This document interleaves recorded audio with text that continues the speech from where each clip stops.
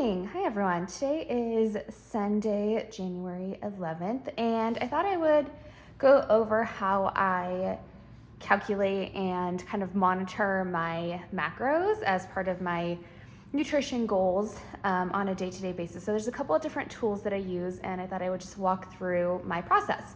So the first thing and the major thing I use is this Cronometer app, and let's see, it kind of looks like this. It's like a little orange apple looking thing, and this tracks all of your nutrition.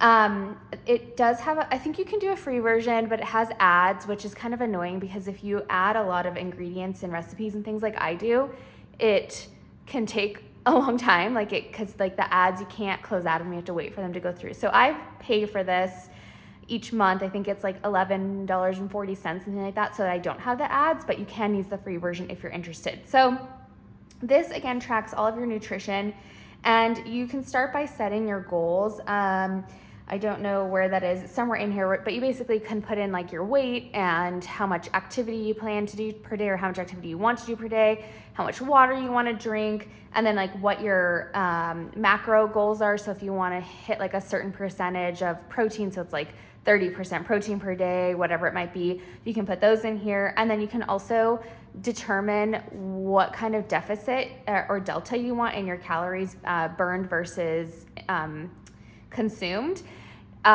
which would be like a weight loss goal. So I think you can probably do like a maintenance, like if you just want to maintain your weight, or if you want to gain weight, or if you want to lose weight. So I have mine set to lose weight.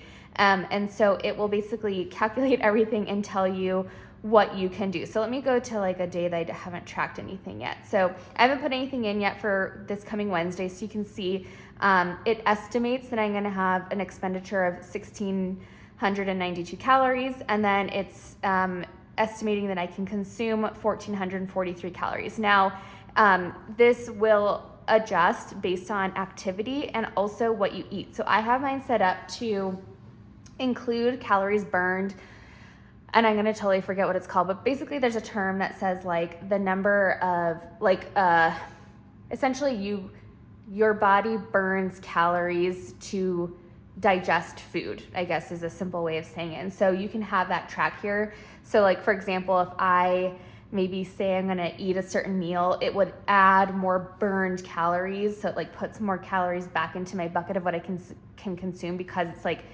there's like an expenditure to digesting those calories, if that makes sense. But anyway, if you use this, you can like read more about it. And then also you can add activities. So like here under uncategories is typically where I do, you can add exercise. So like for on a normal Wednesday, maybe I do some light walking. So I put general walking. You can like determine if it's light, hard, moderate, whatever, how long you walked, and then it tells you how much energy burned. Again, this is a very rough estimate. This is not specific to each person and exactly what they're doing. So you have to kind of take that with a grain of salt, but it's just a guesstimate. And it says based on your current weight of 130.5 pounds. So, it's not going to be perfect by any means, but it's just a good way to kind of see what you're doing. So if I add that to my diary, it's going to increase my expenditure because I've now used or burned another 51 calories. So that just means I can eat more, if that makes sense,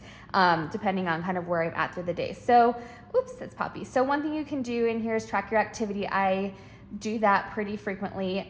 You can track things like water, and you can put like your weight and things like that. You can put vitamins that you've taken, like all sorts of information. I really mainly just use it for activity and for food. Just to make sure that I'm sticking to my goals. So I'm going to go back to today, and as you've noticed here, you can go forwards and backwards. So I like to pre-populate things. I'm actually going to delete this because I didn't do walking in the future. But you can pre-populate things. So like for Tuesday lunch, I'm going to have cornbread and chili. So I already pre-populated that in here. So I just kind of know that's what I'm going to eat that day. And then I like to plan out exactly what I'm eating every day in terms of like making sure I'm getting the right nutrient balance. And so I will put everything in here and then like adjust as needed. So like this is pretty high in calories for one meal. So because of that, I'll probably not have a snack that day. But if we go back to today, which is Sunday, you can see I have breakfast and lunch in here. So for breakfast, I had like an avocado toast and then a little bit of a protein shake, which I actually only added because my coffee was super bitter this morning. I don't know if I did something wrong or like my taste buds just seem to be off lately, but I could barely drink it. So I had to add in this protein shake just to like get it down. And then I made these tiramisu baked oats for lunch. So one of the things that I love about this app is the ability to add recipes. So this little fork and knife means that I added this recipe because I don't want to have to add in each individual ingredient and portion every time I eat it. So like this made 4 servings, so I'm not going to add that in 4 individual times. But if you put the recipe in, then you can just assign the serving to whenever you eat it. So you would go to foods and then you can do create custom recipe. And then you can see here's all the ones that I've put in here. So if I was making something again, I don't have to obviously re-add it into the app. It's already saved here. But let's see, tiramisu baked oats. You basically just put in all of your ingredients and then it asks you how many servings you want, and then it's gonna calculate the total, like all the nutrients, and then you can either add it as a whole, like a whole recipe, like if it was just like a 1 serving recipe, or a serving. So like I did 1 serving of tiramisu baked oats, which is 544 calories, 25 grams of protein, so on and so forth. So again, like it's a little bit of extra work, and it definitely takes time, and it's kind of annoying sometimes to have to like create these recipes and put foods in, but it is greatly beneficial just to see and like adjust your day. So like up at the top here, you can kind of see your summary. So I've so far consumed 855 calories. It's assuming I'm gonna expend 1780 in the day, and so I have 676 left to make sure that I'm keeping that delta that I want to meet my weight loss goal. So I think I have it set up to lose like a pound a month, or a pound, maybe 2 pounds a month, something like that. And so it's got quite a significant delta. So let's see, we'll go back to yesterday, which is not actually a complete day because I went out and didn't track everything, but it's basically like a 250 calorie delta per day is what it wants me to do. So that's kind of what I try to stick within. And then, like I said, I'll go through and like pre-populate things. So if I already knew what my macros were going to be for dinner, or if I had the time, I might pre-populate dinner just so I can see my day as a whole. But I haven't done dinner yet today, so I'll adjust that when I get it. But I've got plenty of calories remaining, so I'm not worried about it. The other thing I can add in here is exercise. So it does have quite a few different types here. The ones I use most are walking, cleaning, and calisthenics. Calisthenics, I don't know how to say that. So I'm gonna say cleaning because I did do quite a bit of meal prep and associated dishes this morning. And I consider that cleaning because it's just some sort of activity. So I'm gonna say it was about an hour. I usually estimate low on my activity because I would rather have more of a delta than less. So like, even if I'm like, oh, I might have expended more than 111 calories, like I'd rather go on the low side. So I'll just add that to my diary, and you can see now I have 760 calories remaining.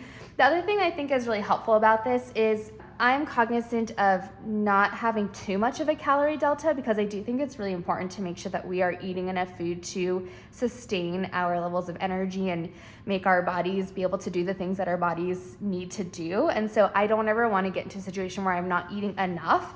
So for example, if I go in here and see I have 760 calories remaining for the day, and my dinner only came out to be like 400 calories, I'm probably gonna wanna eat a little bit of a snack somewhere in between lunch and dinner or after dinner so that I'm getting more of my calories in, so I'm not having too much of a deficit. And not to say that I have to force it, like if I was really not hungry or not feeling well or whatever, I wouldn't force the calories in, but I don't want to have too much of a delta every single day just because I can, if that makes sense. So yeah, I think, oh yeah, so up here the summary, you can see kind of where you're at. And then if you scroll this way, you can see, start looking into your macros. So I think I've mentioned this in another video, but my goal for protein is 90 grams of protein, 50 grams of fat, and 30 grams of fiber. So I can see here I've only had 52 grams of protein, which is lower than I would like. However, on the weekends, I do cardio and not strength training, and so I feel like it's probably okay to be lower on the protein on the weekends, but definitely during the week when I do my strength training, I for sure want to get 90 minimum grams of protein. So either way, I'll definitely try and make sure I get a good amount in for dinner and whatever snack I have. For fat, I'm actually quite low for today, which is very unusual. Usually, I think you can see yesterday I was a lot higher, but I am only about halfway for my grams of fat, so I'm sure I'll get that in through dinner because I am doing like a cheese-based sauce as part of my dinner. And then over here you can see fiber. So fiber, if you click on it, it will tell you how many grams. That's just an easier way for me to see. So I'm only at 13 grams of fiber. That's quite low.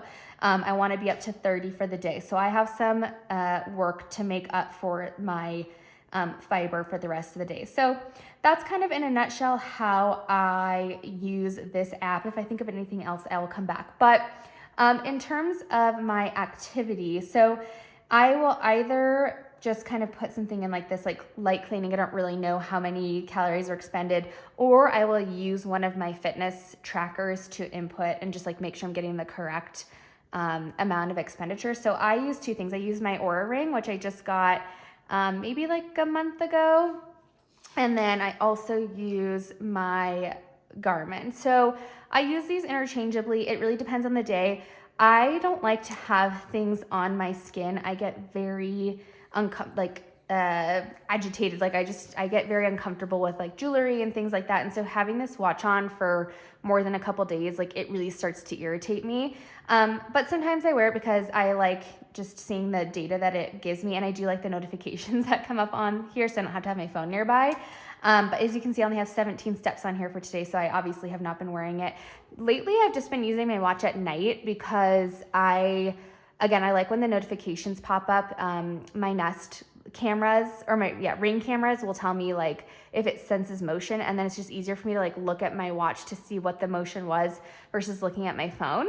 But anyway, so I use one of these two things, and then I'll just kind of track and say, like, let's say I went out for a good walk outside, and I live in a bit of a hilly area, and so my walking is more challenging than the Chronometer app is probably going to estimate, because it doesn't know that I'm walking in a hilly environment. It just kind of gives it a general estimate of what it thinks that you've done. And so I might look at my watch and be like, oh, well, my watch actually told me that I burned X amount of calories, and then I'll adjust the Chronometer to like match that, if that makes sense. So tool number one is my Chronometer app. Tool number two is my fitness tracker of some sort. And then the third thing that I use a lot is my food scale.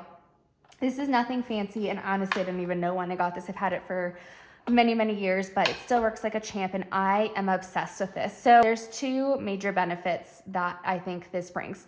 Number one is it gives you an actual accurate representation of portions. So for example, cheese I think is a good one. So shredded cheese, one serving is 28 grams. It's about a quarter of a cup, and it's usually, let's call it 80 to 110 calories, depending on the type of cheese. If you just scoop out using a quarter of a cup, that's probably not actually going to equate to 28 grams, because it's just kind of the limitations of the quarter cup that you're using isn't like necessarily going to give you enough space for 28 grams worth. So typically I'll just put like a paper towel or a plate, or I don't know, anything that I have available, and I'll just put that on my food scale, measure out loosely 28 grams, and then there you go. So it's just an easier way to get like an actual representation. I think a lot of times, typically people probably underestimate the servings that they're giving themselves, and so you think, oh yeah, for sure I'm only doing 50 grams of guacamole, but in reality maybe you're doing 75 or 100 grams of guacamole, and those can make a big difference in your macros and your calories and everything like that. So I measure out almost everything. Well, I guess it's like half and half. Half the time I use a measuring cup or a measuring spoon, and then half the time I use this. It depends on what it is that I'm doing. But you know, it is very helpful. And then the second big thing is it really limits the number of dishes that you use. So I do a lot of things in my like blender, NutriBullet type thing. And so rather than like measuring out with measuring spoons and cups and all these things and like having to dirty a bunch of dishes, I'll just put my NutriBullet on the scale, and then let me actually get it. If you've never used a food scale, the way it works is you can like put something on before you turn it on, and then it will like neutralize out the weight of the vessel that you're using. So as you can see here, it's zeroed out, but if I took this off and put it on, it's gonna be 6.6 ounces. And so you don't obviously want that coming into the calculations of your food. So you can just also just hit the power button and it'll zero it out. And then over here, you can change if fluid ounces or milliliters, whatever it is that how you want to measure. I almost always use grams. So what I would do is zero this out, pour in maybe, let's say I need a cup of milk. Rather than measuring out a cup of milk in a measuring cup of some sort, I would just look at the back of the carton. So I would look at the back of the carton and see that 1 cup is 240 milliliters. So in this example, I would use milliliters, you'd go there, and then you measure out until you hit 240 milliliters. So there you've got a cup, but you didn't have to get anything dirty. And then you can just zero it out again. Maybe the next thing you're doing is oats, and you're gonna measure in grams, and you would change to grams, zero it out, measure, pour it in however much you need until you hit your levels, and then keep doing that for all of your ingredients. So at the end of the day, all you've dirtied is this one thing, and you don't have to do dishes for all of the measuring cups, which also is helpful if you're like me and you batch cook and then like everything is dirty already and don't have anything left. I can just use my food scale. So highly, highly recommend this. You can get much fancier ones, I'm sure, but this one gets the job done. I will say the grams are usually very accurate because sometimes they'll compare it like, oh, it was supposed to be a quarter of a cup of oats equals X grams, and I'll just like make sure it actually looks like a quarter of a cup. The one thing I've noticed issue with is the milliliters. It doesn't seem to pick up on that very well. So typically with liquids, if I'm doing like little amounts of things, like, I don't know, if I needed to do like 10 milliliters of something, it's probably not going to pick that up very well, again, because this isn't like maybe the best scale, but for grams, it is like amazing. Okay, and then the other thing I wanted to mention is actually going back here to the Cronometer app. Let me get back in here. So when you are logging food, let's just say, for example, if I wanted to have a snack, you could just hit the little plus button and you can add a food. So you can either add something that you've used recently, which I use a lot because I just like find something that I just I use eggs a lot, so it pops up a lot. Or you can go to custom and find a recipe that you put in. So you can add things that way. Or you can just add something via a barcode. Now this is like immensely helpful because I would say this has a pretty good database of almost any food that I've used. Occasionally I'll find, or I'll like scan something that it hasn't recognized, like maybe it's like a holiday version of a cookie or something like that, and it doesn't have it in the system, but you can like add it basically. So you would like scan the front of the package and then you scan the nutrition label, and then it still can give you the information you need. So it only takes that like a few seconds later, but most of the stuff comes up here. So basically you hit scan barcode and you just scan, your barcode, and then it's gonna pop up. And sometimes it'll give you a couple different options, but I'll just match it up. So I know that it's 30 calories per cup, so I'll go like that. And then you can just adjust and you can say like maybe used 1.5 cups instead of 1, done. And then it's gonna give you the information and you hit add to diary. So you can see down here is my vanilla almond milk. Now you can move this about. So if you're like, oh, that actually needed to be for lunch, you can move it there. You can delete it, you can adjust it, you can do all sorts of things. So what I was gonna say is I highly recommend using the scanner as much as possible just because it is faster and it is more accurate. So for example, if I just put in almond milk, in fact, let's do that. If I just search add food and said almond milk, it's gonna come up with like anything and everything. There's 8 million types of almond milk, as you can imagine. And so they're all gonna be different. Like if I picked this extra creamy, it's 80 calories, but really this one's 30. And so you wanna make sure that you're using the one that you're actually using, which is just easier to do it via the barcode rather than having to search and find the exact one that meets your needs. So what I do, because a lot of times I decant my foods into jars or just like things like this, and I don't want to keep the package because I don't like fumbling around with packages. It's just like a pet peeve of mine. So what I do is I take the barcode and I put it on to the jar. So like I just cut this out of the package, taped it on. Now anytime I want to use, these are like peanut butter flavored, I think Lily's sugar-free chocolate chips or whatever chips, baking chips. I would just scan this and then we can see what it comes up with. So scan barcode. That's fine, I'm not used to using my iPad. Where is the camera? What? There it is. Woo, it's very large. Okay, so scan that. It's going to come up with baking chips. I think I actually had the chocolate ones in here, which is where I got the barcode, but they're one and the same. And here you can see it's 26 chips. I do that quite a bit when I, again, decant my things, typically more like snacks, like cereals and baking chips and things like that.